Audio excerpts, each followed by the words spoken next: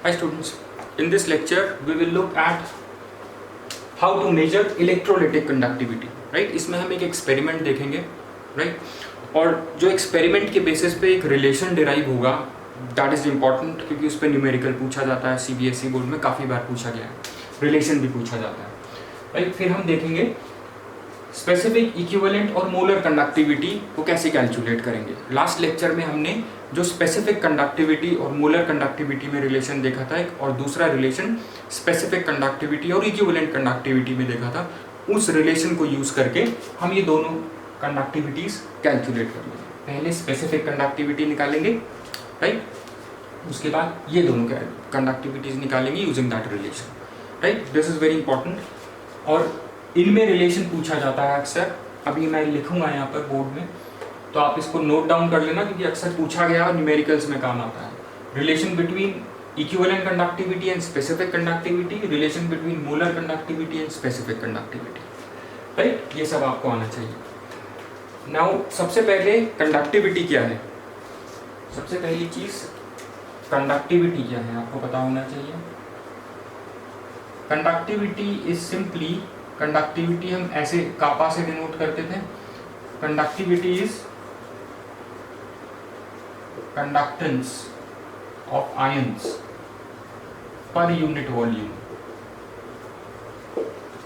Right? अगर आपको याद हो, हमने जब वॉल्यूम स्पेसिफाई कर दिया था 1 in case of molar and your equivalent conductivity, तो वो बन गई थी specific conductivity, right? Conductance of ions in unit volume, right?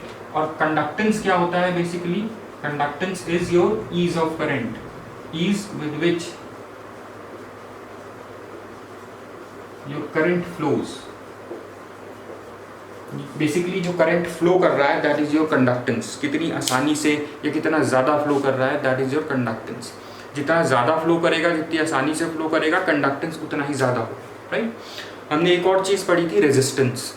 जब करंट फ्लो करता है, करंट को अपोज करता है रेजिस्टेंस। जितना ज़्यादा रेजिस्टेंस होगा, चाहे कंडक्टर हो चाहे इलेक्ट्रोलाइटिक सॉल्यूशन हो, उतना ही आपका कम करंट होगा, राइट? जितना ज़्यादा रेजिस्टेंस होगा उतना ही कम करंट होगा, राइट? उतना ही कम करंट फ्लो करेगा। कम करंट फ्लो करना मतलब कंडक्टेंस कम होगा। इसका मतलब है, देखिए, रेजिस्टेंस और कंडक्टेंस एक दूसरे के ऑपोजिट है, राइट? दैट मीन्स एक दूसरे के रेसिप्रोकल है। Conductance is reciprocal of resistance. ये भी हम देख चुके थे लास्ट लेक्चर में, राइट? अगर हम कंडक्टेंस को हम डिनोट करते हैं G से, conductance is reciprocal of resistance. अब हमें मेजरमेंट ऑफ इलेक्ट्रोलाइटिक कंडक्टिविटी, मतलब कंडक्टेंस कैलकुलेट करना है इन यूनिट वॉल्यूम से। कंडक्टेंस मेजर करना है बेसिकली, और कंडक्टेंस होता है रेजिस्टेंस का रेसिप्रोकल। अगर मुझे रेजिस्टेंस पता लग जाए तो मुझे कंडक्टेंस भी पता लग जाएगा, राइट? अब हम एक्सपेरिमेंट में क्या करेंगे, हम रेजिस्टेंस डिटरमिन करेंगे इलेक्ट्रोलाइटिक सॉल्यूशन का, राइट? और उसको हम रेसिप्रोकल जो होगा उसका रेजिस्टेंस का, वो कंडक्टेंस आ जाए। अब रेजिस्टेंस कैसे मेजर करते हैं?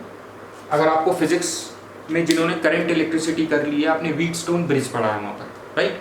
व्हीटस्टोन ब्रिज की हेल्प से हम रेजिस्टेंस मेजर करते हैं कंडक्टर का, राइट? लेकिन यहाँ पे हम व्हीटस्टोन ब्रिज को electrolytic solution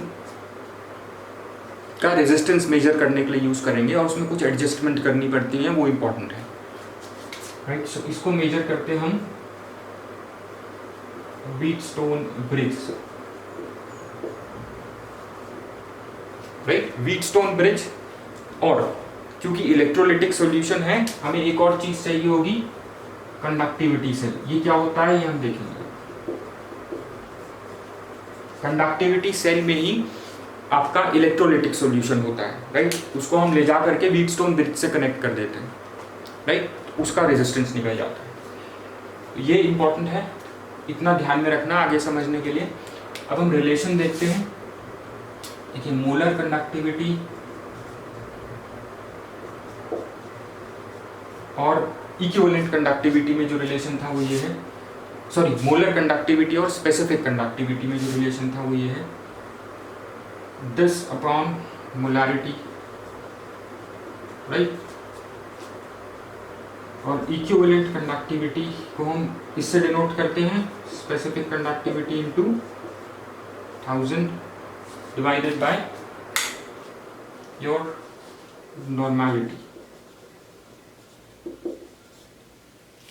right. I hope this is clear, right. यहां पे अगर हमें एक बार देखिए कंडक्टिविटी पता लग गई, राइट, जो हमें इस तरह से पता लगेगी, तो आपको मोलर कंडक्टिविटी भी पता लग जाएगी और इक्विवेलेंट कंडक्टिविटी भी पता लग जाएगी, right. I hope this is clear. Molar conductivity भी पता लग जाएगी और इक्विवेलेंट कंडक्टिविटी भी पता लग जाएगी once you calculate specific conductivity, और सॉल्यूशन की मोलैरिटी और नॉर्मेलिटी दे रखी होगी आपको, राइट। तो सबसे पहले हमें क्या कैलकुलेट करना है आपका, ये कैलकुलेट करने के लिए हमें रेजिस्टेंस कैलकुलेट करना है, और रेजिस्टेंस के लिए हमें व्हीटस्टोन ब्रिज और कंडक्टिविटी सेल चाहिए। अब देखिए कंडक्टिविटी सेल क्या होता है, कंडक्टिविटी सेल एक ग्लास एपरेटस होता है, ग्लास एपरेटस कुछ इस तरह का है एक, जिसको हम यहां पे देखेंगे,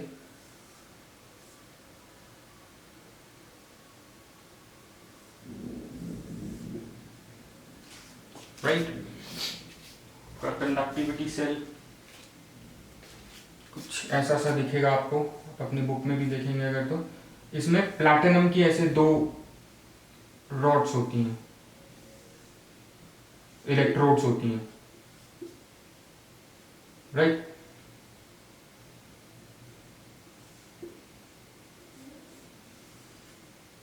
ऐसे इन प्लैटिनम की इलेक्ट्रोड्स को जाके हम व्हीटस्टोन ब्रिज से कनेक्ट कर देते हैं। कैसे करते हैं अभी हम देखेंगे। और यहाँ पे इसके आपके इलेक्ट्रोलाइटिक सॉल्यूशन होता है, सॉल्यूशन ऑफ इलेक्ट्रोलाइट होता है, राइट। यहाँ पे आपका इलेक्ट्रोलाइटिक सॉल्यूशन होगा, राइट, जिसकी आपको सॉरी रेजिस्टिविटी, लेट्स से इसका हमको रेजिस्टेंस कैलकुलेट करना होगा, right. I hope this is clear. अब देखिए ये रिलेशन पूछा गया था सीबीएसई में 2008 में, 11 में, 12 में, ये रिलेशन पूछा गया है बहुत बार। What is the relation between molar conductivity and specific conductivity, right, या what is the relation between equivalent conductivity and this your specific conductivity. तो ये आप नोट कर लें क्योंकि ये अक्सर ही पूछा जाता है, राइट, ये बहुत बार पूछा गया है। और एक छोटा सा रिलेशन है जो हमने आखिरी अभी पढ़ा था, पहले हमने देखा था, लास्ट लेक्चर में हमने देखा था that resistance is equal to resistivity, resistance is directly proportional to length, right, and resistance is inversely proportional to area of cross section. अब देखिए यहाँ पे रेजिस्टिविटी, ये क्या है रेजिस्टिविटी, अगर मैं लेंथ 1 लेता हूँ, एरिया ऑफ क्रॉस सेक्शन 1 लेता हूँ, तो रेजिस्टिविटी जो होगी आपकी रेजिस्टेंस के बराबर हो जाएगी, राइट, ऑफ 1 सेंटीमीटर क्यूब से। अगर ये भी 1 है, लेंथ भी 1 है, एरिया भी 1 है, तो वॉल्यूम 1 हो जाएगा, right. So resistivity is nothing but resistance of electrolytic solution of unit volume, या अगर हम कंडक्टर की टर्म्स में बात करते हैं, resistivity is resistance of conducting wire, conductor wire whose length is 1 centimeter and area of cross section is 1 centimeter square, right, unit area and unit length। अब देखिए हम यहाँ पे हमें क्या निकालना है, कंडक्टिविटी। अब एक चीज देखिए, जो कंडक्टेंस है वो रेजिस्टेंस का रेसिप्रोकल है, इसी तरह से कंडक्टिविटी जो रेजिस्टिविटी है वो भी तो रेजिस्टेंस ही है, तो कंडक्टिविटी भी रेजिस्टिविटी का रेसिप्रोकल होगा, right.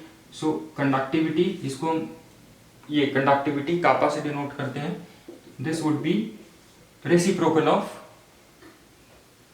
Resistivity, right. I hope इतना आपको समझ में आ गया होगा।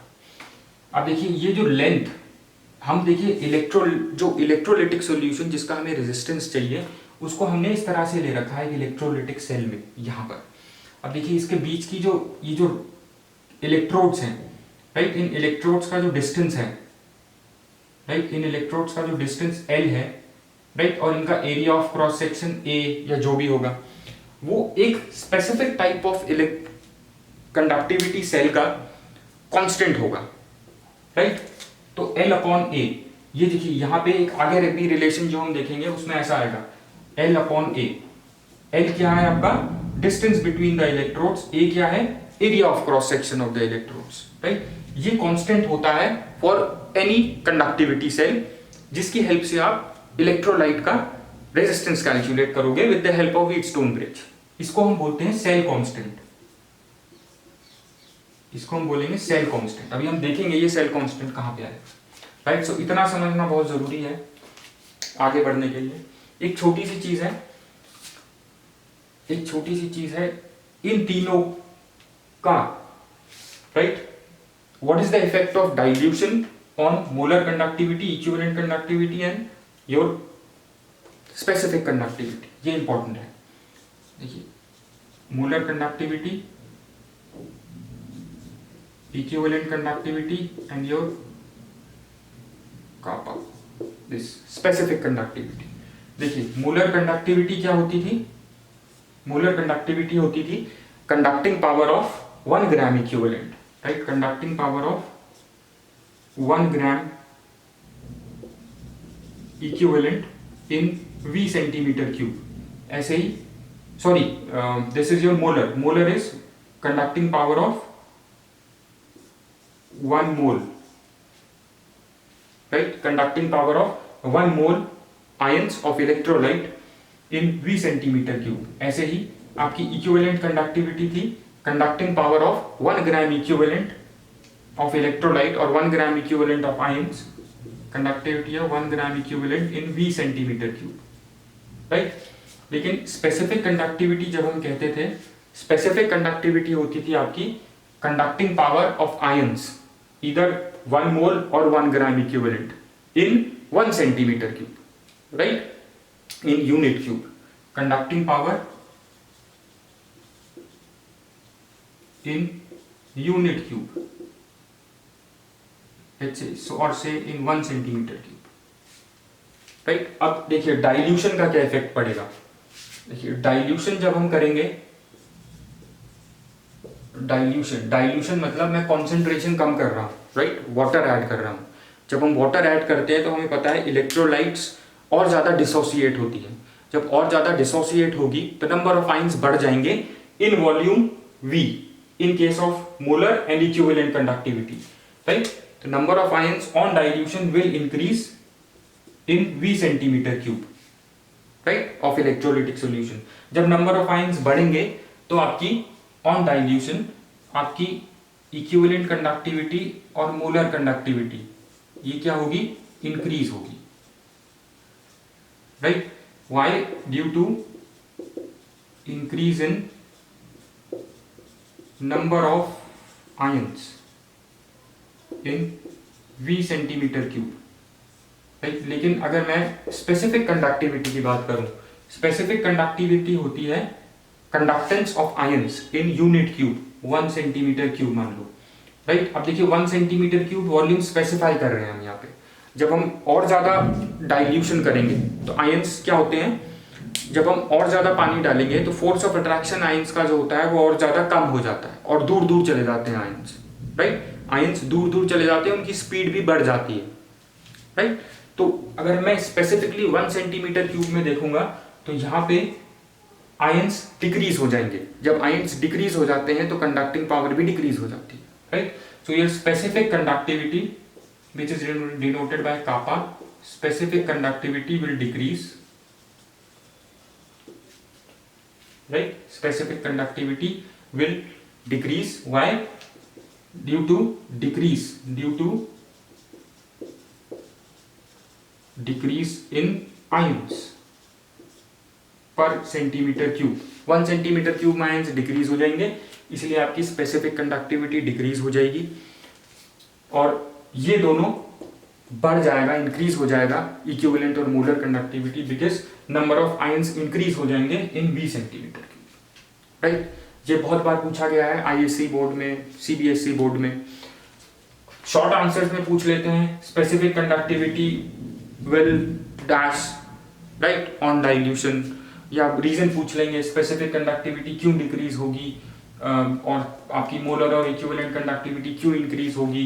ये 2008 में भी पूछा है आईएससी में, 2017 में भी पूछा है, 13 में भी पूछा, और पता नहीं बहुत बार पूछा है। ये बहुत इंपॉर्टेंट है, राइट। इसको नोट डाउन कर लेना इनका reason, right. So I just rub this. अब हम वापस आते हैं अपने एक्सपेरिमेंट पे, जिससे हम रेजिस्टेंस कैलकुलेट करेंगे, जिससे हमें कंडक्टिविटी पता लग जाए, राइट। और एक बार स्पेसिफिक कंडक्टिविटी पता लग गई तो हमको ये दोनों भी पता लग जाएगा। किसकी हेल्प से? दो चीजें हमें चाहिए, एक हमें व्हीटस्टोन ब्रिज चाहिए, एक हमें कंडक्टिविटी सेल चाहिए, जिसमें हमारा इलेक्ट्रोलिटिक सोल्यूशन होगा, जिसकी हमें रेजिस्टेंस कैलकुलेट करना है, राइट। तो देखिए सबसे पहले कॉन्सेप्ट समझ लीजिए व्हीटस्टोन ब्रिज का। व्हीटस्टोन ब्रिज देखिए ऐसा होता है कुछ,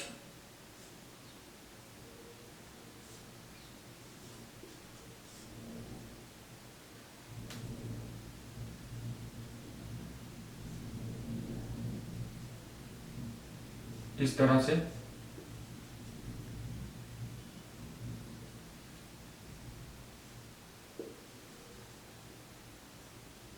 राइट।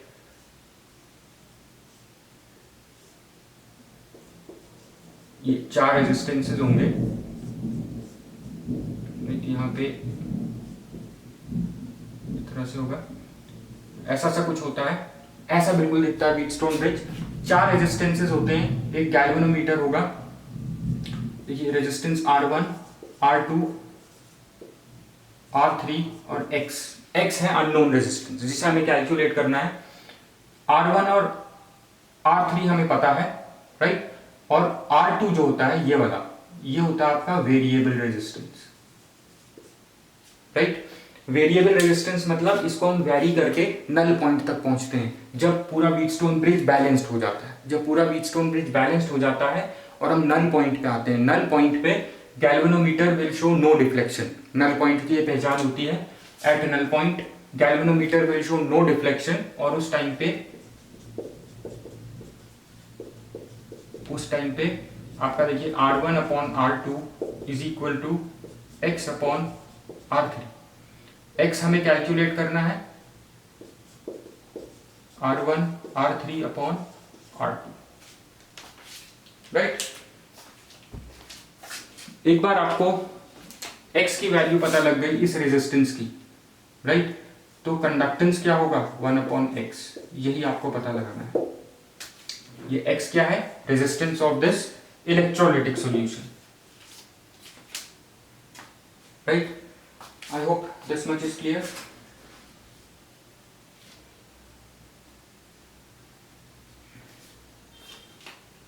राइट। और यहां पे ये देखिए, ये जो हमने एक रिलेशन लिया था यहाँ पे, that R is equals to rho L upon A, right. R क्या है आपका 1 upon G equal to 1 upon कापा।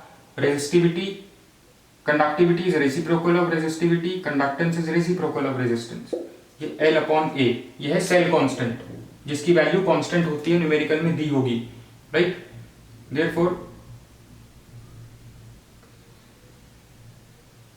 देखिए, तो हम क्या करेंगे, अगर हमें देखिए, अगर हमें x की वैल्यू पता लग गई, रेजिस्टेंस पता लग गया, राइट, तो हमें 1 अपॉन जी भी पता लग जाएगा, राइट। और ये तो कांस्टेंट होता है, और हमें रेजिस्टिविटी की, हमें कंडक्टिविटी की वैल्यू निकल जाएगी। ये निकालनी होगी अननोन, ये हम एक्सपेरिमेंट से डिटरमिन करेंगे with the help of resistance. Resistance का उल्टा कर देंगे, ये मिल जाएगा जी आपको, और ये हमें नोन होगा, ये कांस्टेंट है, जिसे हम कहते हैं सेल कांस्टेंट। कंडक्टिविटी सेल का ये कांस्टेंट होगा, ये हमें पता होगा, तो कंडक्टिविटी आराम से निकल जाएगी, राइट। अब हम देखते हैं ये हम कैसे डिटरमिन करेंगे, और ये भी एग्जाम में पूछा गया था। What is the relation between in CBSE 2011-12 में पूछा गया है, राइट। और भी बात पे आगे पीछे भी पूछा गया होगा बहुत बार, that what is the relation between resistance, conductivity and cell constant, right. तो ये 1 upon G is nothing but resistance, this is your, ये क्या है आपका 1 upon conductivity, right, into L upon A क्या है, यह आपका सेल कांस्टेंट, तो ये रिलेशन है, ये याद रखना, relation between resistance, conductivity and cell constant. ये पूछा गया है 2011-12 में पूछा गया है। ये सब आप नोट कर लीजिए, ये आपको ध्यान में होना चाहिए न्यूमेरिकल्स के लिए भी और वैसे भी एग्जाम में 1 या 2 मार्क्स में पूछा जाता है। राइट, अब देखिए क्या करेंगे हम। अब ये कंडक्टिविटी सेल है, राइट। अब ये रेजिस्टेंस वायर तो है नहीं कि हम इसको ऐसे कनेक्ट कर देंगे, ये थोड़ा सा ये चैलेंज है यहाँ पे। देखिए इसमें कुछ कुछ प्रॉब्लम आएंगी और उसको हम कैसे मिटिगेट करेंगे या कैसे हम उसको सॉल्व करेंगे वो ध्यान देना। देखिए एक रेजिस्टेंस, ये अननोन रेजिस्टेंस है, मैं क्या करूंगा, एक वायर इसकी यहाँ पे कनेक्ट कर दूंगा और एक वायर इसकी यहाँ पे कनेक्ट कर दूंगा, राइट। फिर हम इसका रेजिस्टेंस निकाल लेंगे जब व्हीटस्टोन ब्रिज आपका बैलेंस हो जाएगा। देखिए हम क्या करेंगे, यहाँ पे लाए हम कंडक्टिविटी सेल इस तरह से,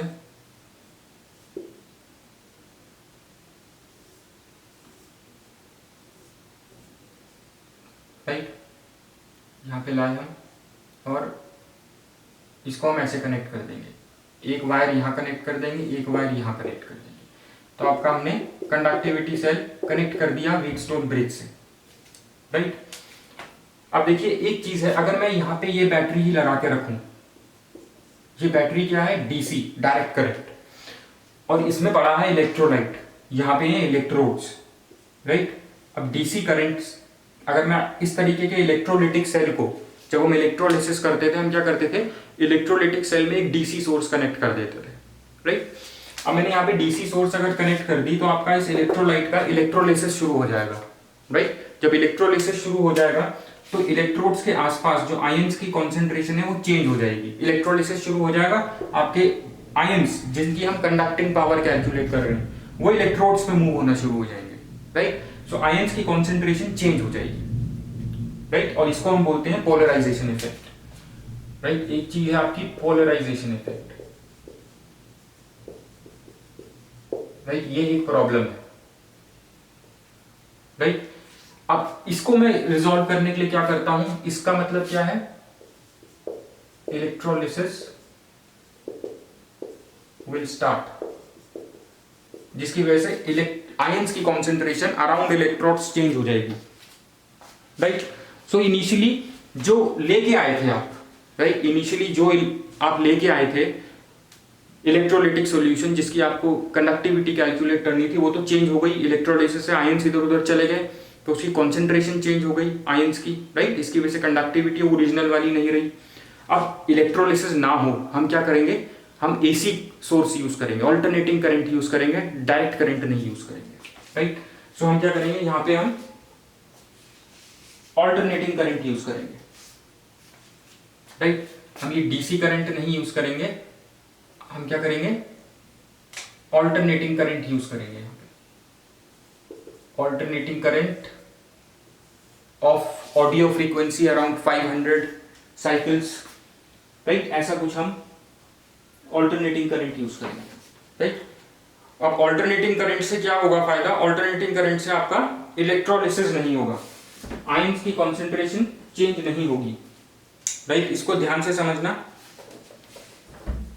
जब हम ऑल्टरनेटिंग करंट यूज करेंगे ऑफ 500 to 5500 साइकिल्स, इससे क्या होगा, आपके पोलराइजेशन इफेक्ट नहीं होंगे, इलेक्ट्रोलिसिस नहीं होगा, राइट। क्योंकि एसी करंट से इलेक्ट्रोलिसिस नहीं होता, डीसी करंट चाहिए होता।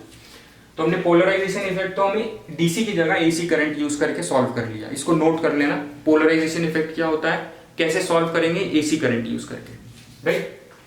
दूसरी चीज आपका, अब मैंने एसी जब यूज कर लिया, यहाँ पे एसी ऑल्टरनेटिंग करंट यूज कर लिया, तो alternating current, galvanometer alternating current को डिटेक्ट नहीं करेगा, हमें पता ही नहीं चलेगा कि ये नल पॉइंट कब आया। नल पॉइंट हमें गैल्वेनोमीटर की वजह से पता लग रहा था ना। अब जब हमने एसी करंट यूज करा तो ये काम नहीं करेगा गैल्वेनोमीटर। गैल्वेनोमीटर की जगह हम अब कुछ और चीज ले सकते हैं जिससे हमें नल पॉइंट पता लग जाए जब व्हीटस्टोन ब्रिज बैलेंस होगा।